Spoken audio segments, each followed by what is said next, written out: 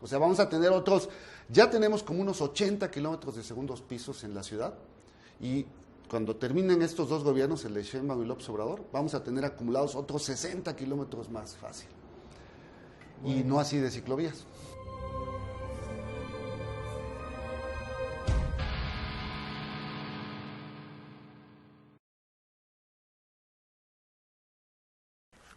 Bueno, estoy aquí con Héctor Zamarrón, el caballero de la noticia.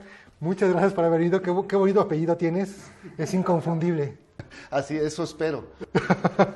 Y sobre todo lo de caballero. El caballero, sí, así te dicen, ¿no? Sí. Es un apodo ahí que nació hace poco.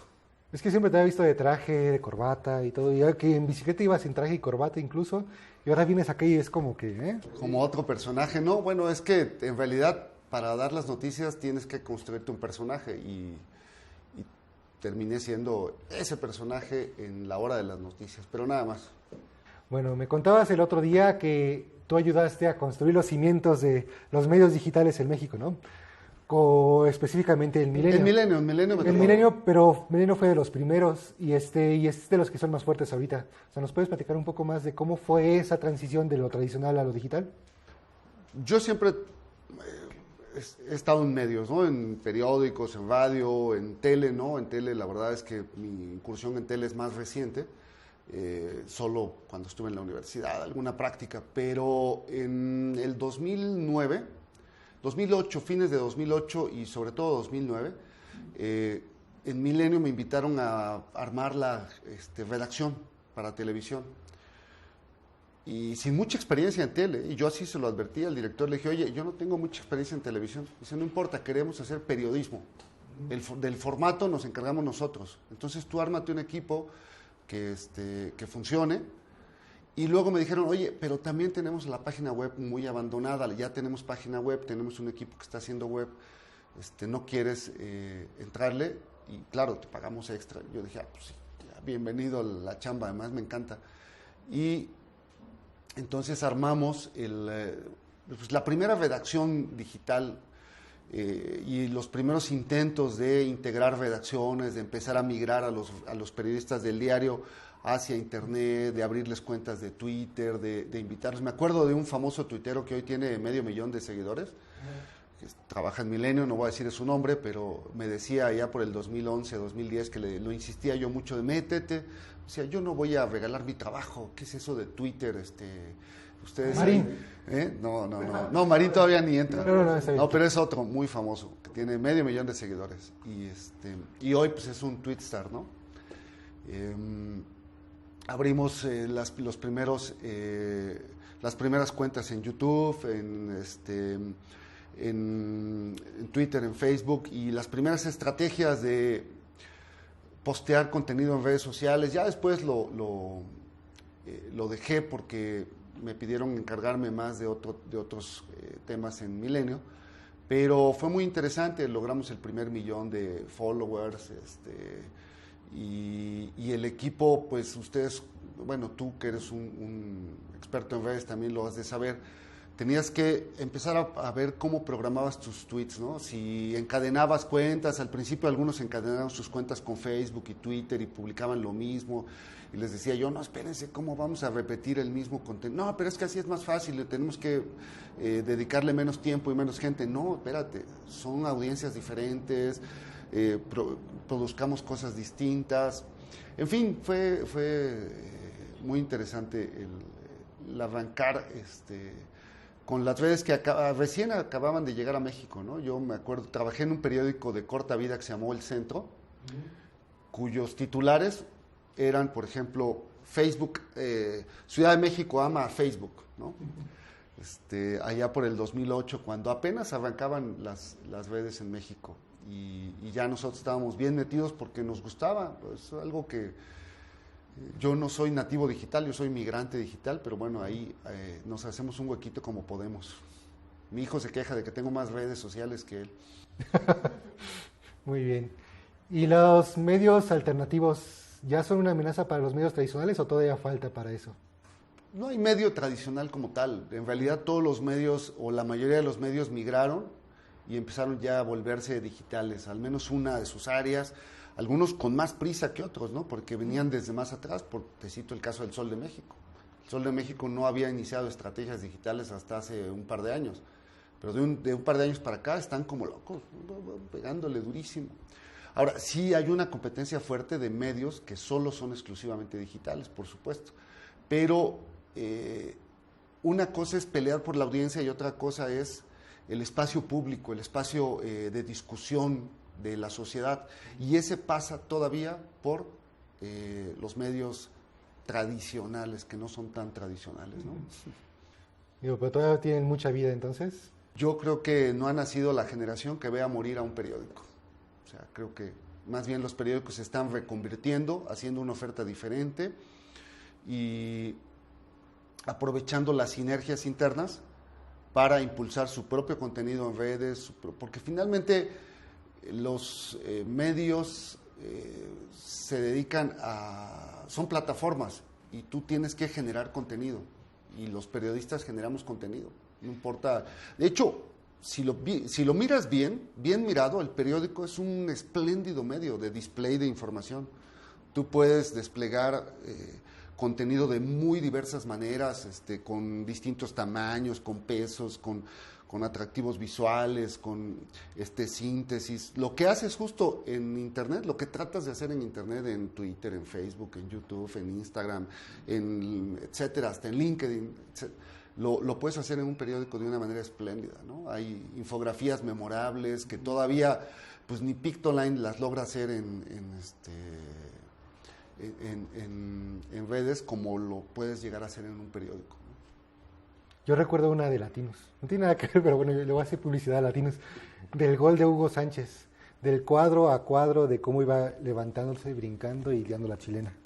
Esa infografía es muy bonita, no sé, no tiene nada que ver, pero... No, sí, hablando de... Y bueno, pero hacerle ver también a los medios tradicionales que hay que ser honestos, o sea, que el trabajo duro y constante y honesto a la larga es mucho mejor. Porque me acuerdo mucho, por ejemplo, del Universal, que utilizaba bots, en un principio o todavía utiliza bots para subir sus noticias, o sea, crea cuentas falsas que están poniendo noticias como si fueran usuarios reales, y pues a la larga pues no creo que le esté funcionando, como por ejemplo con Milenio o Reforma, por ejemplo. Durante muchos años fue el líder, ¿no? Y ya lo desbancamos. Milenio lleva 2 meses siendo el grupo de medios más consultado en México. Y según yo en YouTube, Milenio está arriba de Televisa incluso. No tengo el dato, pero nos ha ido bien. Tenemos una estrategia muy fuerte en subir contenidos y pues sobre todo en aprovechar lo que hacemos. Y aún así, un debate interno, y espero no estar cometiendo una infidencia profesional de la que me acusen en Milenio después,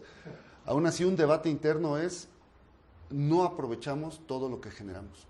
O sea, no tenemos manos suficientes para editar, transformar, preparar y sacar en distintas plataformas todo lo que recopilamos en información o lo que producimos en información todos los días. Bueno, todavía, porque a lo mejor a partir de hoy... Ese es el debate, ahí está, ese es el reto, digamos, ¿no?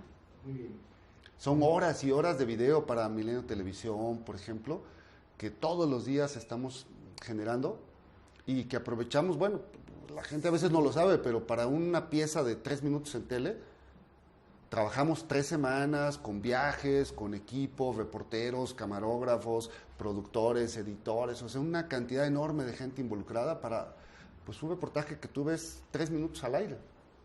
Sí, como que hay que curarlo en sus redes sociales, ¿no? Porque tenerlo como por separado. Porque mucho lo que hacen, por ejemplo, Imagen o también Milenio es poner el programa en vivo durante todo el día, el canal en YouTube, y ahí se reproduce. Y no tienes ese pedazo que costó tanto trabajo que no lo puedas volver a ver y compartir, ¿no? Específicamente. Aunque sí lo está haciendo. Digo, estoy contento porque todos los lunes sí ponen mi segmento. Entonces, esa parte sí me gusta. Bueno, según mi experiencia personal, hay 3 cosas en las redes sociales de las que no puedes hablar sin que te llegue oleadas de gente enojada para reclamarte.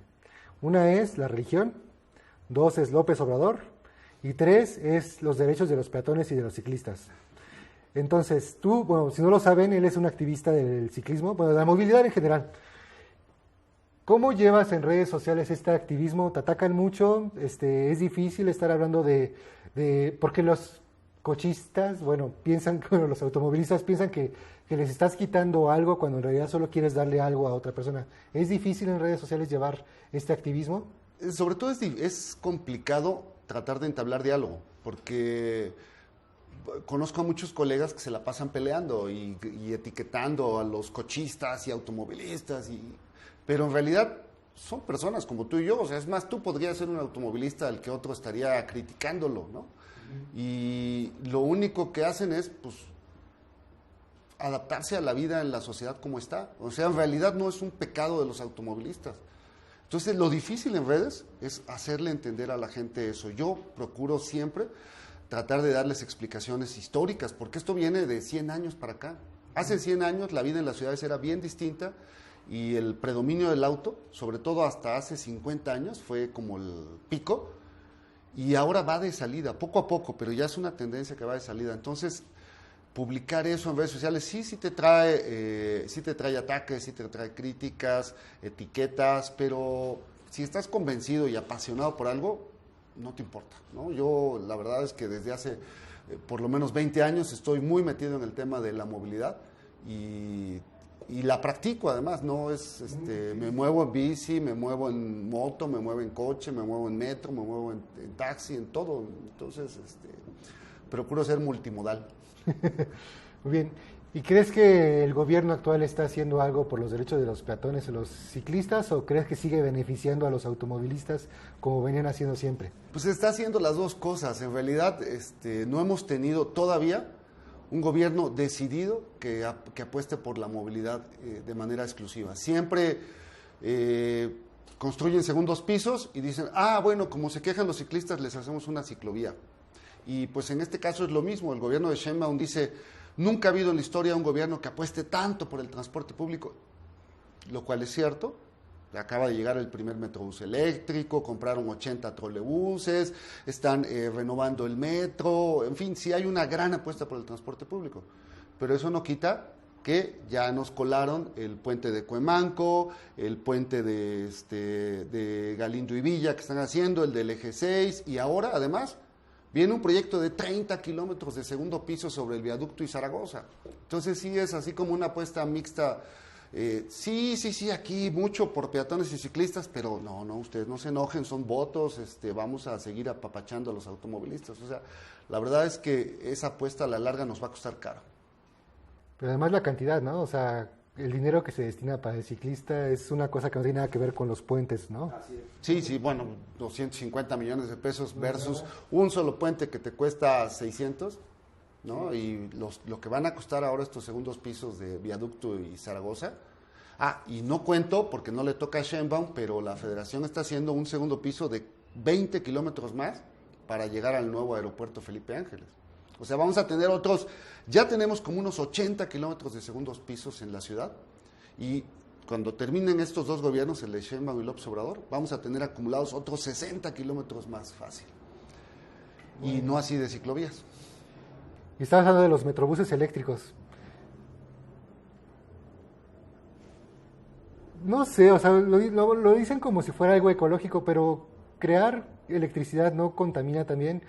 Las baterías gigantes que tienen los autobuses, ¿qué se hace cuando se mueren? O sea, ¿cómo podemos manejar esas baterías gigantes? Por ejemplo, yo decía, ¿tiras tus pilas en la basura? No, porque contaminan. Bueno, y esas baterías gigantes que están trayendo, o sea, no es realmente que estén yéndose por el lado ecológico. Bueno, está bien que hagan el transporte público, pero ¿qué le falta al gobierno para que sean más agresivos para motivar el uso de la bicicleta? O sea, ¿por qué no se atreven a dar ese paso? O sea, ¿qué es lo que los está jalando? O sea, porque son apuestas de largo plazo y los réditos políticos no son inmediatos. Y de hecho, al contrario, te ganas mucha oposición. Cuando se hizo la ciclovía en Paseo de la Reforma, la gran discusión era, ¿por qué la hacen en Paseo de la Reforma y no la hacen donde hay más ciclistas? Pues váyanse a Iztapalapa, que ahí se requieren muchos ciclovías. Decían, no, porque queremos provocar un cambio en la mentalidad de la ciudad, que la gente empiece a ver que la bicicleta es una opción. Y funcionó, pero costó muchas críticas. Bueno, ya conoces a Jesús Martín Mendoza, a Ángel Verdugo, que hay decenas de comunicadores que están en los medios, que nada más ven que se pone una ciclovía y se lanzan con todo, ¿no? Es decir, incluso han llamado a atropellar ciclistas, ¿no? Desde los medios, o sea, realmente es una cosa... Daniel Bisoño. El statu quo, pues sí, entre otros, ¿no? El statu quo es muy fuerte y combatirlo es muy duro, entonces pues a los gobiernos les da miedo.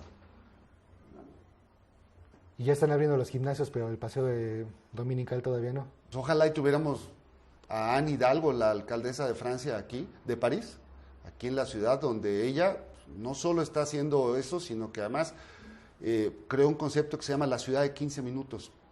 Tratar de que vivamos en lugares donde todo nos quede a no más de 15 minutos de distancia para que podamos justo evitar hasta transporte. O sea, la ciudad ideal es aquella donde no necesitas de transporte público.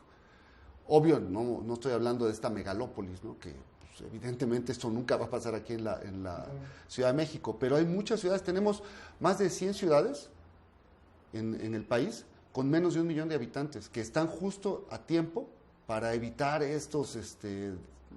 pues estas tonterías que hemos cometido aquí en la capital del país, y lo están haciendo, o sea, van por ese mismo camino. Villahermosa, que tienen ahorita la intención de construir un gran distribuidor vial que llegue al centro de la ciudad. Saltillo, el gran mérito de Humberto Moreira, ahora perseguido por la justicia, era que se pareciera a San Antonio.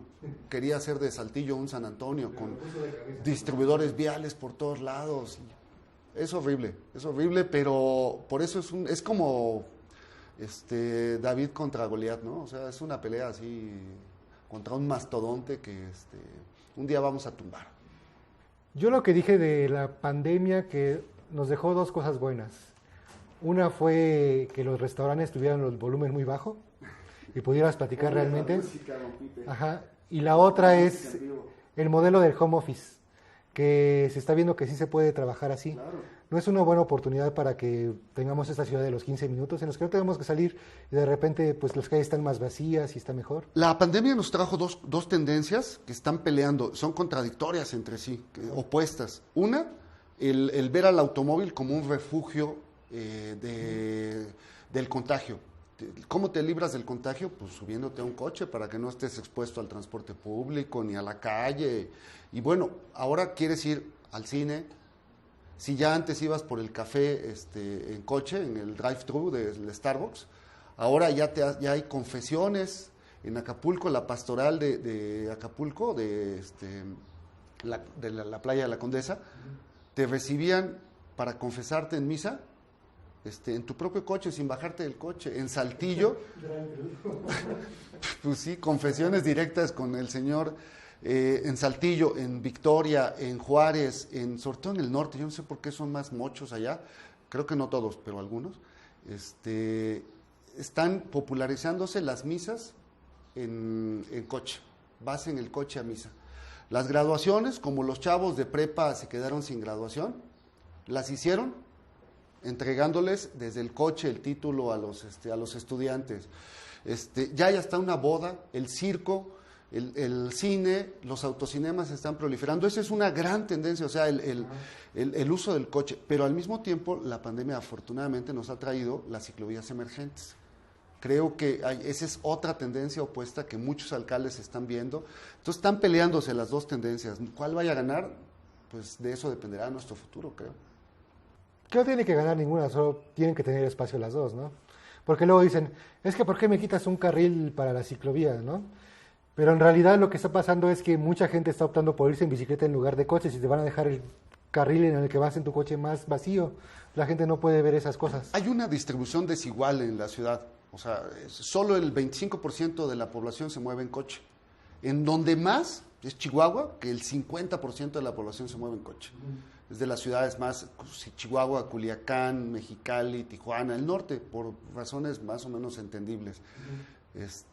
Allá es donde más gente se mueve en coche, pero no pasa del 50% de la población. Nosotros tenemos lo que le llaman los europeos un reparto modal muy equitativo, muy bueno en términos de que mucha gente todavía usa transporte público, pero el espacio para el transporte público, el espacio para las bicis, el espacio para los peatones es cada vez menor, ¿no? O sea, hay banquetas ridículas. ¿Para qué? Pues para que quien va en su camionetota, en su sub, pueda tener Pues no, lo que se está haciendo es redistribuirlas. Es un tema que pasa por la democracia, por la política. Estamos hablando de justicia social. ¿Cómo se hace justicia social en las calles? Devolviéndole las calles a la gente. Y pues eso implica quitarle un carril a insurgentes, pues sí, ni modo, la gente se va a quejar, bueno, pues aprendan a andar en bici, o tomen el metro, o usen otra calle, váyanse por otra calle, o dejen de viajar, hagan home office, ¿no? Pues ya no quiere el tráfico de insurgentes porque ya le quitaron un carril, bueno, pues vaya a hacer home office. Muy bien. Digo, siempre pueden seguir usando su coche, nadie les está diciendo que lo dejen de usar. Bueno, ¿y alguna ciudad favorita que tengas? ¿Alguna que pienses que está haciendo las cosas bien? Bueno, hoy en día Morelia, Culiacán, Puebla y Guadalajara. Guadalajara es la perla, sobre todo. Creo que es la que está haciendo más cosas y más atrevidas, ¿no? Están, por ejemplo, haciendo una línea de autobuses rápidos, de Metrobús, pero Metrobús es un término muy chilango, Peribús le llaman, a lo largo de todo su periférico. Y obvio, van a quitarle un carril al periférico para hacer esa apuesta. Aquí están haciendo algo parecido, el próximo año se va a hacer, en el circuito interior. Vamos a ver qué tal funciona. Ojalá. Pues muchas gracias por haber venido. Gracias a ti, Manuel. El caballero de la noticia. Nos faltó hablar de café, de cerveza, pero pues ya otro día. En tu bio dices que tienes café, bueno, eres fan del café y de la cerveza, y tú haces tu propia cerveza. ¿Eso es ilegal? Bebemos cerveza hecha en casa, siempre. No hablemos de leyes, Pipe, hablemos de la calidad de la cerveza. Es muy buena cerveza, te lo aseguro. Bueno, pues luego vamos a conocer tu casa y me invitas ahí. Así es. Lo publicamos en YouTube también. Bueno, pues muchas gracias. Gracias a ti y gracias a tu público. Estoy aquí con el caballero de la noticia, Héctor Serrano. Ah, no, perdón, Zamarrón. Corte. No sé por qué dije Serrano. Es que, ¿viste lo que hicieron?